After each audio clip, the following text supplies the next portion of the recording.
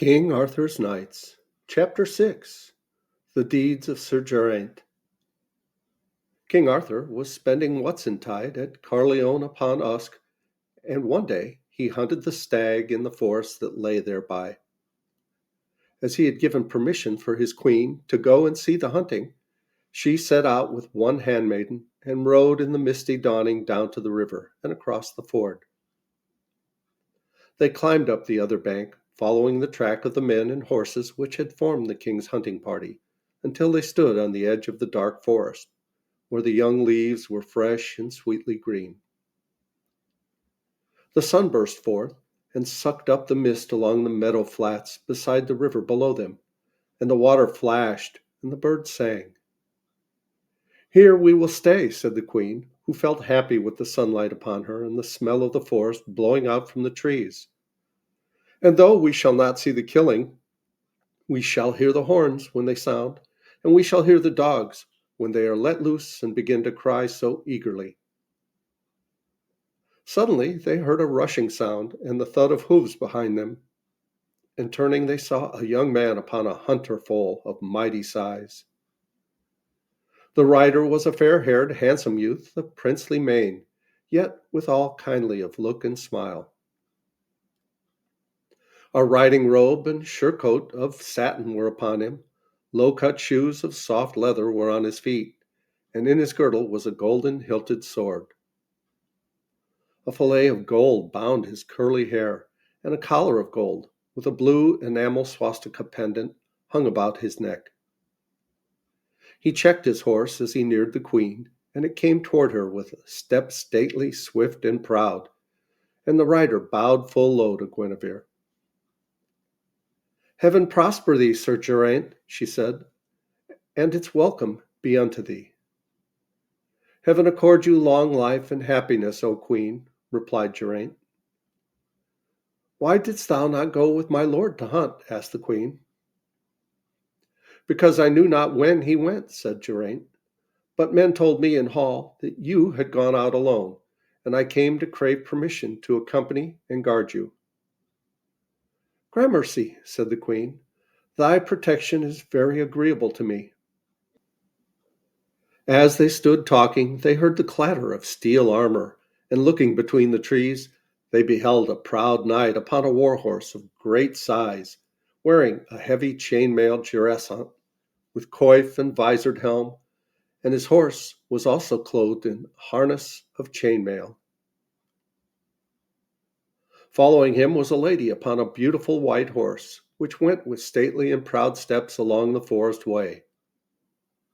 The lady was clothed in a great robe of gold brocade, and her headcloth of fine cambric was turned so that her face was hidden.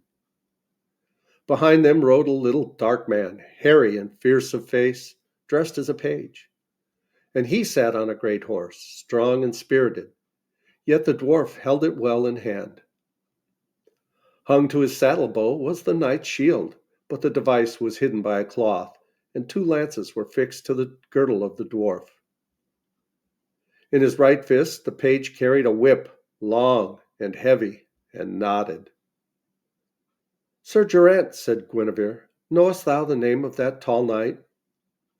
"I know him not, lady," said Geraint, "and his helm conceals his face, and his shield is also hidden. But I will go and ask the page, that you may learn his name." And Sir Geraint rode up to the dwarfish page. "Who is yonder knight?" said Sir Geraint. "I will not tell thee," replied the dwarf, and scowled. "Then I will ask him himself," said Sir Geraint. "That thou wilt not do, by my head," said the dwarf angrily, "for thou art not of honor enough to speak to my lord." Geraint turned his horse's head to go toward the knight, whereupon the dwarf spurred forward and overtook him, and lashed toward him with the long and knotted whip. The lash struck the mouth of Sir Geraint, and blood flowed, and dropped upon the silken scarf that he wore. Instantly Sir Geraint turned with sword half drawn, and the dwarf cowed and pulled back. But Sir Geraint thought it would be no vengeance to carve the dwarf's head from his shoulders, and to be attacked unarmed by the mail-clad knight. He thrust his sword back with a clang into its scabbard, and rode towards the queen. "Thou hast acted wisely and nobly, Sir Geraint," said the queen, "and I sorrow for the insult the craven knave hath placed upon thee." "Lady, I fear he was but copying his master," said Sir Geraint. His eyes flashed with anger.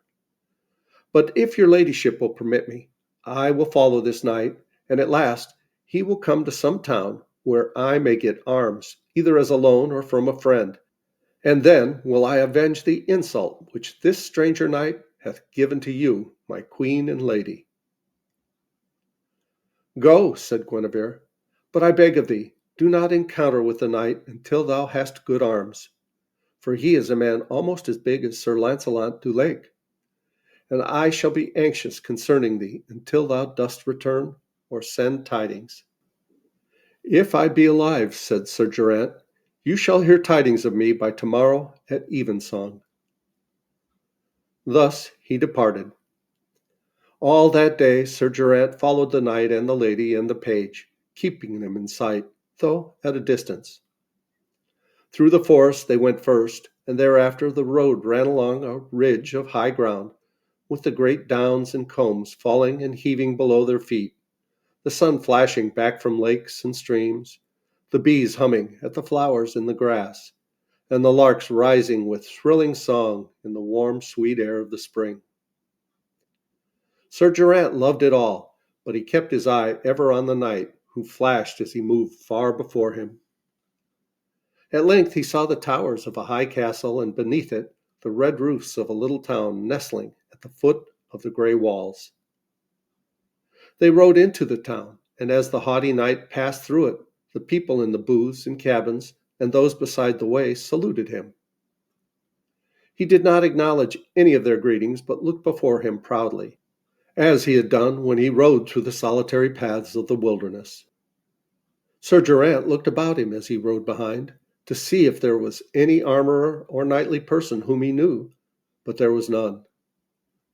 When he saw the knight and the lady and the dwarf enter the castle, and was sure that they would sojourn there, he rode about the little town, and found it full of knights and squires, with armorers and others cleaning arms, sharpening swords, and repairing harness. But no one did he know of whom to beg a suit of armor and a lance. Then he took his way to a little stream beneath the wall of the town, and on the other side he saw a manor house, old and ruinous, standing amidst tall weeds. And thinking he might get lodging there for that night, he forded the river and went towards the manor. He saw that the hall door yawned open, and that a marble bridge led up to it, over a wide ditch full of stagnant water and thick with green weeds and rushes. On the bridge sat an old and reverent man in clothes that once had been rich, but now were thin and tattered, and Geraint thought it was not possible that so poor a place could help him in what he desired. He looked steadfastly at the old man. "Young sir," said the latter, "why art thou so thoughtful?" "I was thinking, fair sir," said Geraint, "whether thou couldst give me lodging here for this night." "Of a surety," said the old man, rising. "It is poor we are, but such as can be given shall be of our best." He led Sir Geraint into the hall, which was bleak and desolate, and the hearthstone in the centre was thick with last year's leaves, as if it had been long since fire had flickered upon it. On the wall there hung rusty weapons and helms, and through the cracks there crept the ivy from the outer wall. The horse was tethered in the hall by the old man. Then he led Sir Geraint to a door upon the dais, and ushered him into the bower, and there he saw an old decrepit woman, sweet of look, though thin and peaked. She rose from the cushion on which she sat, greeted him kindly, and he saw that the satin garments upon her were also old and tattered. Yet Sir Geraint thought she must have been a lovely woman in her happy youth.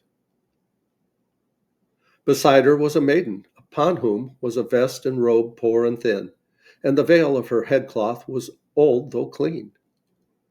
Yet truly, thought Geraint, he had never seen a lovelier maiden, nor one with more sweetness and grace in her smile or gentleness in her voice.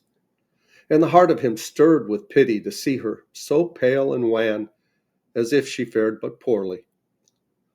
"Welcome, fair sir," said the old dame. "This is my daughter Ened, who will gladly prepare food for you." When the food had been prepared, they sat down, and Geraint was placed between the white-haired man and his wife, and the maiden served them. Afterwards, as they drank weak mead from cups of earthenware, they spoke together, and Geraint asked whose was the manor in which they sat.